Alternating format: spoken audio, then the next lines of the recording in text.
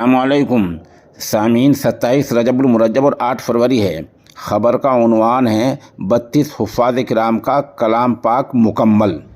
اسی مناسبت سے مغربی اتر پردیش کے ضلع مظفر نگر کے گاؤں کھوڑا کے مدرسہ یاسینیہ سراج العلوم میں ایک پروگرام ہوا ہے، جہاں دارالعلوم وقف دیوبند کے محتمم اعلیٰ حضرت مولانا محمد سفیان قاسمی دامت برکاتہم اور جمعیت علماء ہند کے جنرل سیکریٹری مولانا حکیم الدین قاسمی پہنچے ہیں۔ کھڈا نگلا میں منعقد اس پروگرام کا آغاز قاری محمد طیب کی تلاوت اور محمد جنید کی نعت پاک سے ہوا ہے، اور ادارے کے محتمم قاری محمد جعفر نے بستی اور علاقے والوں کی مدرسے سے والہانہ محبت اور تعاون کی تفصیل پیش کی ہے۔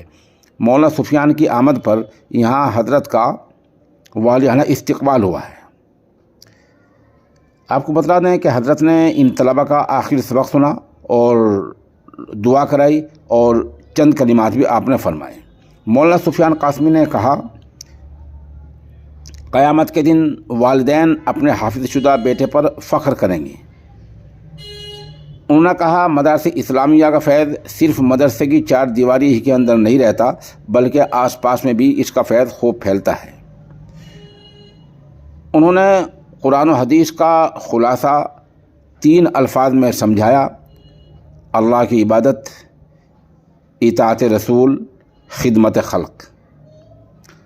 حضرت والا کی دعا پر ہی مجلس کا اختتام ہوا۔